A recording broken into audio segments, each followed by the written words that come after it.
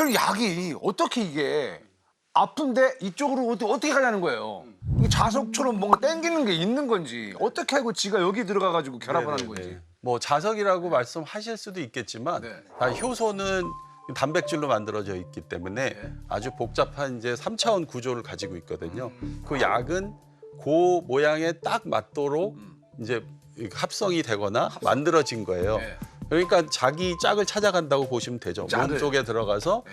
딱 맞는 그 효소를 찾아가서 거기 결합을 하면 이제 통증을 만들어내는 기능이 이제 불락이 되는 거죠. 네, 그렇게 하면 더 이상 이제 진통 물질을 만들지 못하니까 그때는 이제 진통이 이제 없어지는 그런 현상이 되는 거죠. 그럼 교수님 그 약을 먹으면은 그 아픈 통증이 막 부위가 아까 다 다르다고 그랬잖아요. 부위가 다 다른데 거기를 찾아가는 게 아니라 몸 전체로 퍼지는데 몸 전체로 퍼진 상태에서 그 효소가 있으면은 제거를 한다라고 보면 이해를 하면 그렇게 될까요? 되는 거죠. 네, 그렇습니다. 피를 통해서 온몸을 가고 있는데 이제 그 중에서 아픈 맞는 부위에 애들만. 특별히 활성화되어 있는 효소를 찾아서 그 약이 그것을 억제함으로써 그 부위에서 진통 효과가 나오는 거죠. 아니 근데 약 먹을 때 근데 희한한 게 또 이 부작용이라는 거는 또 왜 생기는 겁니까? 그러면 약에는 부작용이 없는 약이 이제 없다고 보시면 되는데요. 왜냐하면 우리 몸에 이제 들어가서 자기하고 딱 맞는 효소를 찾아가야 되는데 그 효소랑 모양이 비슷한 효소들도 있을 거 아닙니까? 네네. 너무 단백질이 많다 보니까 그럼 비슷한 놈이 자기 짝인 줄 알고 찾아가서 거기에도 결합을 할 수가 있어요. 그럼 이거는 부작용이죠. 아 그래서 잘못 뭐- 찾아가면요. 네, 그래서 우리 이제 전문 용어로는 자기하고 딱 맞는 그 효소를 우리는 언타겟, 언타겟. 언타겟. 그다음에 자기하고 결합해서는 안 되는 타겟을 결합을 하면 그건 오프 타겟. 네, 네, 그렇게 얘기합니다. 그러니까 이게 약간 그 드라이버 같은 경우 보면 십자 드라이버 같은 거는 확실한데 뭐 별나사라던가 아니면 약간 모양이 좀 다르게 생긴 데를 잘못 찾아 들어가가지고 이제 부작용이 생길 수도 있다라는 그런 얘기죠. 네, 약 교과서에 보면 그렇게도 많이 표현해요. 우리 데프콘님이 아주 진짜 드라이버로 그렇게 예, 그렇게 모양으로 해갖고 그렇습니까? 그래서 온타겟, 오프타겟을 그런 식으로 기가 막히네요. 이제 교과서 쓰셔도 아니 그게 되겠는데요. 아니라 내가 엊그저께 드라이버를 좀 했거든요. 정말 그래서 이제 좋은 비유를 하시고 그걸 한번 물어본 거죠 제가. 네. 또 이제 그 소재도 유행이 올라가는 있고, 타겟도 유행이 있고, 약도 유행이 있고. 미래에는 이제 약의 뭐 방법이 또 심지어는, 달라지겠죠. 완전히 뭐 디지털 약도 요새는 디지털 약이라- 약이요? 네, 그 아, 진짜요? 먹는 내시경이 대표적으로 이제 그런 거죠. 먹는 내시경이 지금 있어요? 네, 개발돼 있죠. 그래서 그 내시경을 캡슐로 만들어서 먹으면 이제 몸을 타고 들어가면서 다 스캔하고. 촬영하고 이제 배변으로 나오니까 전체를 잘 찍을 수가 있죠. 그렇게 되면 이제 나중에는 진짜로 혈관 청소한 나노로봇 같은 게 네, 나올 네, 수도 네. 있겠네요. 네, 진짜. 미래에는. 네, 미래에는 이제 그런 그 메커니즘을 이용한 것들도 다 신약이 돼서 약의 소재는 지금 엄청나게 다양해진다고 보시면 됩니다.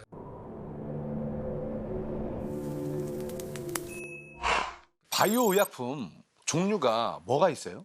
바이오 의약품은 이제 스펙트럼이 굉장히 넓습니다. 그래서 단백질, 인슐린 같은 것이 대표적인 거고 항체 같은 것들이 있고 호르몬, 이런 것 다양하게 있고 또 세포 치료제도 바이오 의약품에 들어가요. 그 다음에 이제 뭐 유전자 치료제, 그 다음에 이제 mRNA 가지고 있는 그 mRNA를 이용한 여러 가지 백신이나 이런 것들이 따라가고 있죠.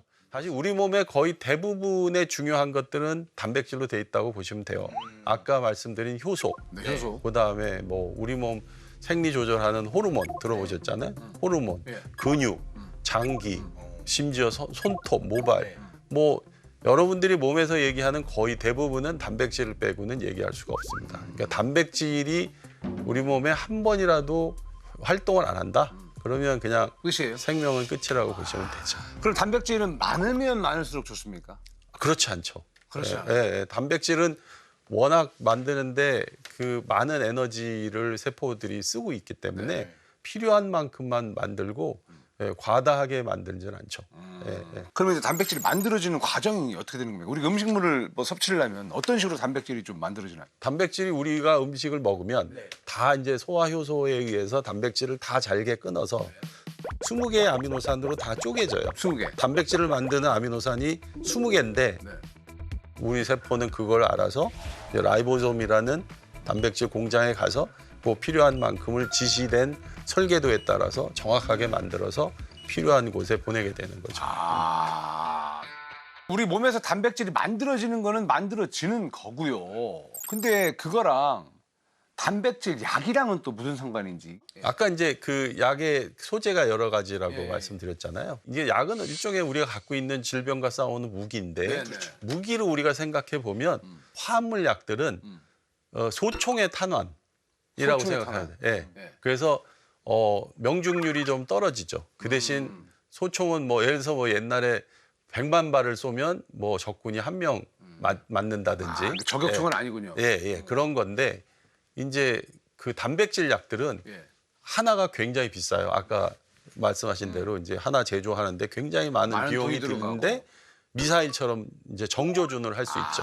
그래서 아까 얘기한 효소를 정확하게 찾아가서 타게 돼서. 아주 그냥 그리고 그 오프 타겟 예. 다른 곳에 이제 가서 그 공격할 찬스가 굉장히 낮기 때문에 부작용도 낮아지고 약효는 높아지고 약효는 높아지고. 예. 그래서 약이 비쌈에도 불구하고 네. 이런 이제 단백질 약들이 지금 대세가 되는 이유가 이제 그런 거죠. 환자의 삶의 질이 좋아지고 이제 치료 효과가 좋고 그러다 보니까 비싸도 자꾸 바이오 의약품을 찾게 되는 거예요. 리스크가 적으니까요. 네. 우리 몸에 이상이 생기는 이유도 그러면 단백질에 약간 뭐 문제가 생긴다라고 볼 수가 있는 거죠. 예, 그러니까 단백질은 병 주고 약 주고죠. 네. 예, 병 주고 약 주고입니다. 예. 워낙 우리 몸에 중요하다 보니까 네. 단백질이 정상적인 형태와 발현의 양 같은 것들이 비정상으로 되면 네. 그게 질병으로 이어지는 거고 거꾸로 또 그런 기능을 많이 하다 보니까 단백질을 이용하면 약도 되는 거고 예, 그렇게 되는 거죠. 그럼 구체적으로 어떤 병들이 좀 발생이 될까요? 단백질. 예를 들어서 이제 대표적인 게 많은 암들이 예. 예, 암들이 다 뭐 효소들이 그 이제 작용을 멈춰야 되는데 예. 밤새도록 일을 하는 거예요. 세포를 증식시키는 효소가 있는데 안 쉬고. 이제 돌연변이가 생기면 얘가 쉬지 못하고 계속 돌아가면 세포가 무한 증식을 하게 되죠.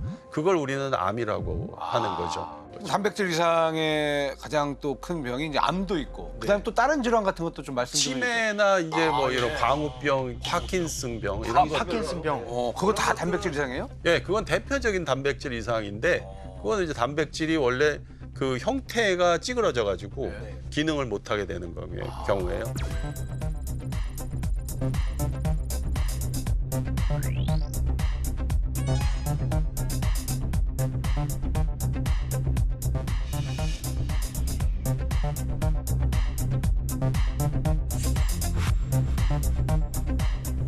이게 찌그러져 가지고선 자꾸 이제 세포에 침착이 되니까 신경세포가 자꾸 죽게 되고 그럼 기억이 자꾸 사라지고 뭐 이렇게 되는 거예요. 단백질 이상이 있어서 이제 발생되는 거라고 하시는데 그러면 예를 들어서 치매면은 약간 이쪽 뭐 부위별 쪽에 있는 단백질들이 고장이 나는 거예요? 아니면 전체적으로 다 고장이 부위별로 고장이 나는 거예요. 부위별로 고장이 나면 이제 그렇게 네. 그 질병들이 발동을 하는 거죠? 암처럼요. 네. 치매는 그러니까 신경세포에서 이제 그런 일이 일어나니까 자꾸 기억이 상실되는. 그러면 약을 먹으면 문제가 되는 그 단백질이 사라지는 겁니까? 그러니까 약을 먹으면 병이 어떻게 낫는 거죠? 단백질이 정상에서 벗어나는 일은 예. 굉장히 많이 여러 가지가 있죠. 예. 형태가 변하기도 하고 우리가 딱 필요한 양품 만들어야 되는데 너무 많아진 것도 이제 과열이 되는 거잖아요. 네. 걔를 정상으로 내려오게 하는 약들이 흔하고 혹은 얘를 차라리 분해시켜 버리는 게 낫겠다. 차가 너무 많이 고장 나면 폐차하시잖아요. 그렇죠. 네. 적당히 고장 나면 고쳐 쓰고 너무 고장 나면 폐차해 버리잖아요. 그러니까 약도 똑같이 단백질이 이거 고칠 수 없어. 그럼 빨리 폐기. 예, 폐기하는 그런 방식으로 그 단백질의 형태에 따라서 약의 전략도 달라진다. 그러니까 얘를 어떻게 공략할 것이냐는 우리가 네 가지 다른 제약사라면 각각 다른 전략을 쓰는 거예요. 일부러라도 다른 전략을 쓰죠. 일부러라도요. 예, 차별화를 위해서. 각자 이제 뭐 연구하시는 분들이 다들 마이웨이를 찾는 거죠. 예, 남과는 다른 길. 예, 그런 거를 찾는 거죠. 그래야 이제 순위가 매겨져요. 네, 맞습니다. 예, 차별화가 되고. 그렇죠. 차별화가 되고. 자, 단백질이 만들어질 때 돌연변이가 생기면 질병이 된다. 네. 예, 이해가 됐고요. 되게 여러 가지 약을 개발하고 계신데 만약에 시간과 자본이 허락한다면 꼭 이 이것만은 만들고 싶다는 약이 따로 있으세요? 저는 약 연구를 평생 하고 약 개발이 필요하고 제약 산업이라는 게 진짜 메이저 산업이긴 한데 진짜 나한테 꿈이 뭐냐고 생각한다면 약이 필요 없는 세상이고 약이 필요 없는 세상. 왜냐하면 약은 뭐 주변에도 아프신 분들 보면 알겠지만 아무리 약이 좋아도 환자가 되고 나면 완치라는 것이 거의 불가능해요.